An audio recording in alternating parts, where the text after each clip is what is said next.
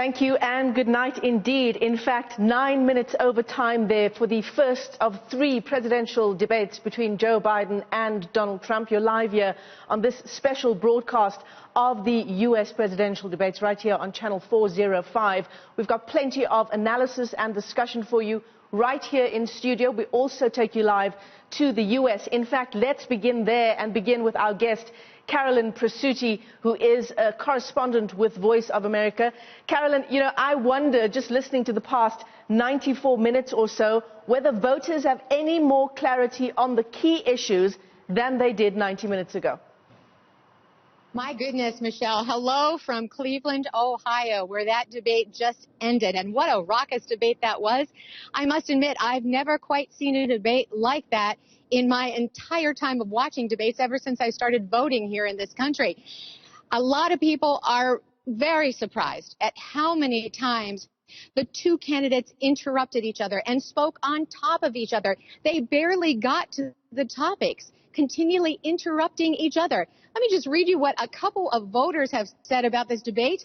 One Florida voter says, this wasn't a debate. They were roasting each other. Another voter from Virginia says, I have never seen a more undignified debate. So we'll see what the voters say and if any minds are changed in the polls tomorrow.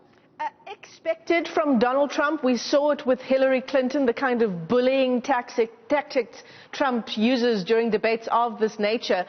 Just give me a sense of what your takeaway was from Joe Biden, who at various points in the debate used the opportunity not to look at Trump, not to look at Chris Wallace, to look directly into the camera and to speak to the American voter.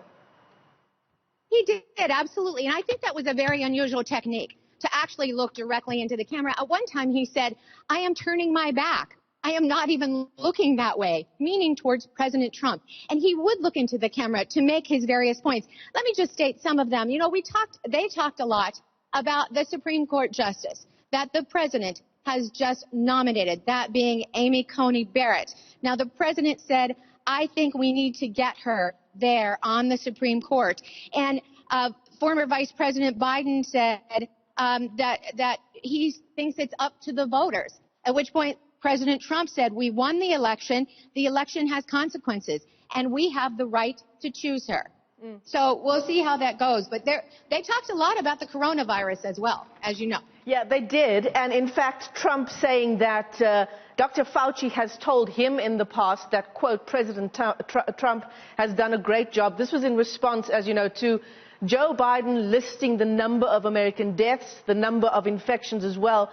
Trump also saying that we are weeks away from a vaccine. He says he's spoken to Pfizer, Johnson & Johnson and Moderna. Laughter in the auditorium there. Be interesting to see if those pharmaceutical companies actually come out and respond to that. Yes, that was interesting because President Trump said that politics is delaying the vaccine. And Vice President Biden, former Vice President Biden, said that the president disagrees with this scientist. And he also pointed out that the president had said by Easter this virus would go away, or by the warm weather this virus would go away. So he said, do you believe him now? How serious do you think he is? And that is how former Vice President Biden then answered that. So, Carolyn, as you know, we're joined in studio here by our very own political editor here at Newzroom Afrika, that's Sbu Ngalwa. Sbu, you go ahead with a question as well. Carolyn, good morning. What do you make of the fact that President Trump will not say outright whether he would accept the electoral outcome, contrasting that with the comments that were made by Joe Biden on the same issue? I'm so sorry. I didn't hear that question. Michelle, could you repeat it? I think I'm hearing you better. Yeah. I mean, Sbu Ngalwa here and all of us in studio certainly aghast at what Trump had to say towards the end of that discussion there. Chris Wallace talking to him and asking him a question about what his response would be, whatever the election outcome is, and Trump saying, quote, I hope it'll be a fair election.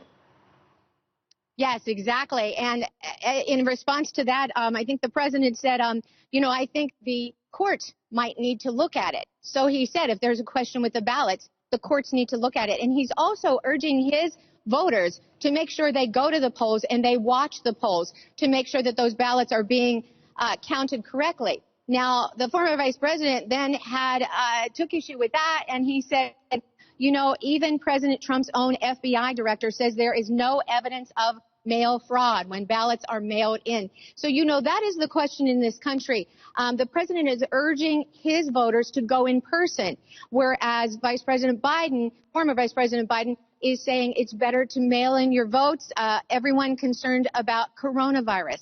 And it is true that most polls show that most Republicans are going to vote in person. I mean, the other big issue certainly coming out on the news agenda this week, that New York Times expose coming just in time for the debate, alleging that Trump paid $750 in federal taxes 2016 and 2017.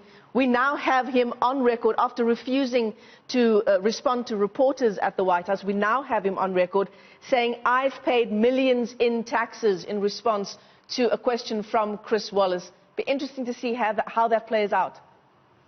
He did say that. He said that he has paid millions in taxes in 2 years, during the 2 years that the New York Times said that they have seen his tax returns, because they have said in the years prior to since 2000 that he has only paid taxes in 5 of 10 years. And then the first year that before he became president in 2016, he paid $750. And then the first year as president, he paid $750. And Biden, meantime, is running advertisements showing how much the average American pays in taxes, especially those firefighters, nurses, and they basically do not pay more than, they pay up to $15,000 in taxes every year. Carolyn Presutti, thank you so much for your analysis in the wake of that first presidential debate there in Ohio. Carolyn Presutti is Voice of America correspondent joining us live there from outside that auditorium.